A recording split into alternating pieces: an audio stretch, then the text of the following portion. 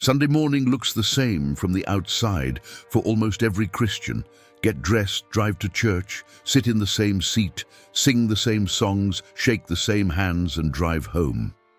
But what is happening on the inside during that exact same Sunday morning is completely different depending on whether the person sitting in that seat is a true Christian or a fake one.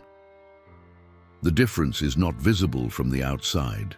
It is entirely a matter of what a person brings with them, what they are looking for, and what they choose to do with what they find. In this video, we will reveal 5 things true Christians do on Sunday that fake Christians never think about. Tell us in the comments what country you're watching from. And let's get into it.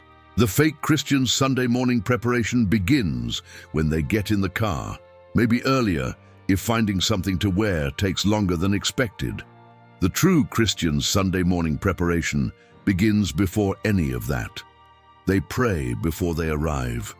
Not a long, complicated prayer, but a genuine, intentional moment of asking God to speak, to convict, to show them something they need to see, and to make them genuinely useful to the people they are about to be with. This preparation transforms the entire experience, because a person who arrives at church having already asked God to meet them there is in a completely different posture than someone who arrived hoping the service would be good enough to make the effort worthwhile. Psalm 122:1 expresses this posture with remarkable simplicity. I rejoiced with those who said to me, "Let us go to the house of the Lord." The rejoicing came before the arrival.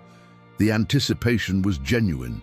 A Sunday morning that begins with genuine prayer and intentional expectation almost always produces something, even if the service itself is imperfect, because the person brought something real into the room with them.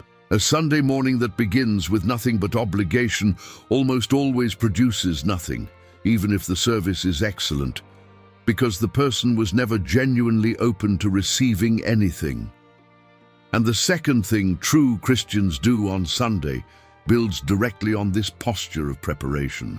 Most people who attend church arrive as consumers, ready to evaluate the worship, assess the sermon, and decide whether Sunday was worth their time based on the quality of what was produced for them.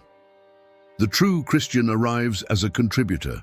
They are thinking about who they might encourage, where their presence might make a difference, how their gifts can serve the community, and who in the room might need something that they have to give. This is not self-righteousness. It is the natural outflow of a faith that has genuinely absorbed the truth that the church is a body, not a business, and that every member has a function. Romans 12:10 describes this posture. Be devoted to one another in love. Honor one another above yourselves. Honoring others above yourself in a church context means arriving with their needs on your mind before your own. It means noticing the person sitting alone before evaluating the production quality of the worship set. It means asking how you can serve before asking what you will receive.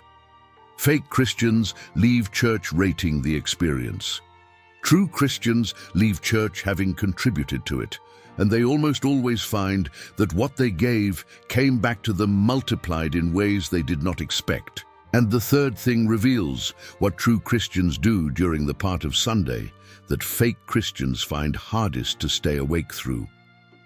The sermon is the moment that most clearly separates true Christians from fake ones. Not because of what happens on the stage, but because of what happens in the seat. Fake Christians sit through the sermon. True Christians engage with it. They take notes, not because note-taking is a spiritual discipline in itself, but because writing forces active engagement rather than passive reception. They ask questions as they listen. Does this align with Scripture? What does this require of me? Where in my life does this apply right now? They push back mentally when something does not sound right, and they follow up later rather than simply accepting everything they hear without examination. Acts 17. 11 describes the Bereans as receiving the message with great eagerness and examining the scriptures every day to see if what Paul said was true. They were not passive recipients. They were active participants in the process of receiving truth. A true Christian brings that same active engagement to every Sunday sermon, not as a critic looking for flaws, but as a genuine learner looking for truth that will change something in their life. And the fourth thing true Christians do on Sunday is the one that fake Christians find most socially uncomfortable. Fake Christians have mastered the art of the Sunday greeting, the warm smile, the brief exchange, the genuine-sounding question about how things are going, and the equally brief answer that reveals nothing real. True Christians pursue genuine connection. They follow up on last week's conversation. They ask the harder question when they sense something is wrong. They are willing to be honest about their own week rather than performing spiritual health they do not actually feel. They stay longer than they planned because a conversation mattered more than whatever was waiting for them at home. They initiate the uncomfortable check-in rather than hoping someone else will. Hebrews 10:24-25 calls believers to consider how to stir up one another to love and good works, not neglecting to meet together, but encouraging one another. The word stir up implies intention and effort. Genuine encouragement does not happen accidentally in a lobby between services. It requires the decision to actually know someone, to actually be known, and to treat Sunday morning as a genuine opportunity for the kind of community that makes a real difference in people's lives from Monday through Saturday. And the fifth thing true Christians do on Sunday is the one that determines whether everything else on this list actually produces lasting change. The fake Christian drives home from church, and within an hour the sermon is gone, replaced by lunch plans, afternoon activities, and the comfortable return to normal life. The true Christian drives home with one specific thing they are going to do differently this week because of what they heard. Not 10 things. One, a genuine, specific, actionable application of what Sunday morning produced. Maybe it is a conversation they need to have. Maybe it is a habit they are going to start or stop. Maybe it is a person they are going to reach out to or a commitment they are going to honor. The specificity matters because vague spiritual intention produces no actual change, while a single concrete decision applied consistently transforms a life over time.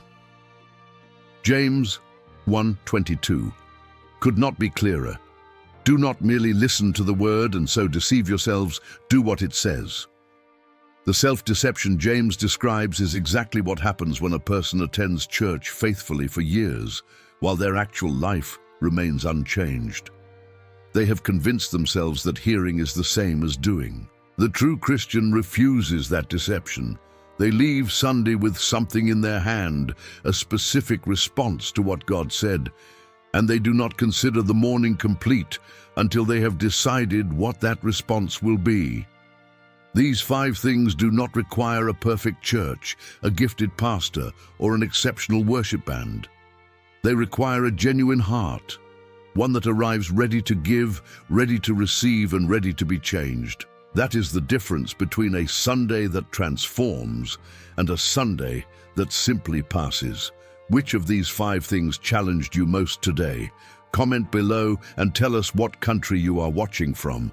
If this video was valuable to you, please like it, subscribe to the channel, turn on notifications, and share it with someone who needs to hear this truth.